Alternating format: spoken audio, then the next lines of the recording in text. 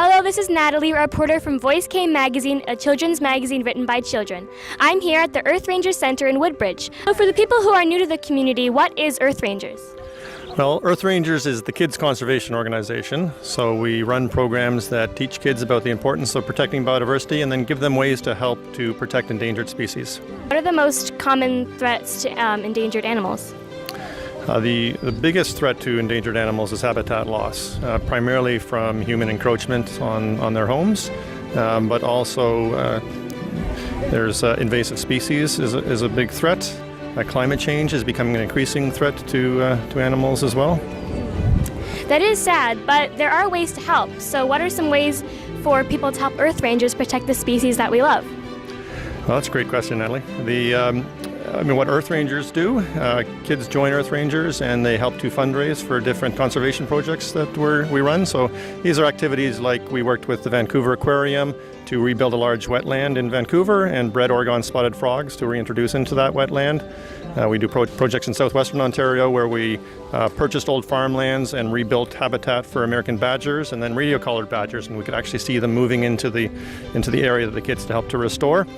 And then kids can also do missions at home. So these are our activities to help make your home and your lifestyle more wildlife friendly. So these are things like doing energy and water audits to help on climate change, or doing pollinator gardens, or building bird feeders and monitoring when birds come to them. So all sorts of activities you can find online at Earth Rangers. Seems to be a great turnout today. There are lots of people inside and outside. Why did you bring people here today? First of all, we wanted to do something to celebrate Canada's 150, and we also wanted to do something to give a little bit back to our members who do so much to support this organization. What's the government doing to support Earth Rangers? Well, first of all, the organization has received a grant of approximately $40,000 for the initiative that we're seeing today to celebrate Canada Day, but also to celebrate Canada's 150th anniversary. And we've also have ongoing funding for Earth Rangers and support their activities from coast to coast to coast. What's the government doing to celebrate Canada's 150? Oh, well, we've undertaken initiatives from coast to coast to coast. Various different organizations from across Canada have applied for their each own unique initiatives. There are 4 themes with regards to Canada 150, and one of them being diversity and obviously the environment being very important. So along with these 4 themes, we are celebrating Canada's 150th birthday and building on that for the next 150 years. Why did you join Earth Rangers? Because I like raising money for animals so that they could stay alive. And so I want to help them because they're endangered. And yeah. Or you raised money for what animal? Peregrine falcon. And how much money did you raise? About 700. Wow, that's a lot of money. This is Linus, and he's our Harris hawk. Birds of prey are known to be very good hunters using mainly their vision, so he has an excellent eyesight. It's about 8 times better than our own eyesight. That allows him to see very small prey, very quick movements, and very far distances. What he does is once he locks onto his prey is he uses his very sharp talons and powerful feet, and he'll swoop down and sort of grab onto it very tightly. What's the most interesting fact about this animal?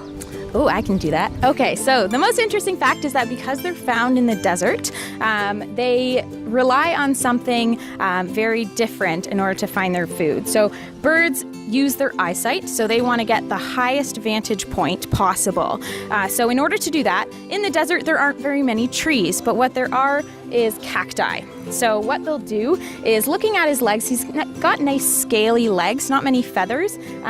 So one bird will stand on a cacti, and other birds, up to 5 of them at a time, will stack on top of the Harris hawks on their shoulders and create almost like a bird tower.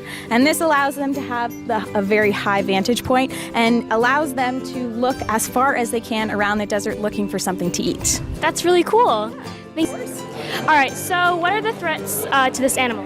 Well, some of the threats they face is habitat loss. So they are found throughout South America, and unfortunately because of logging and farming, they are losing a lot of their habitat.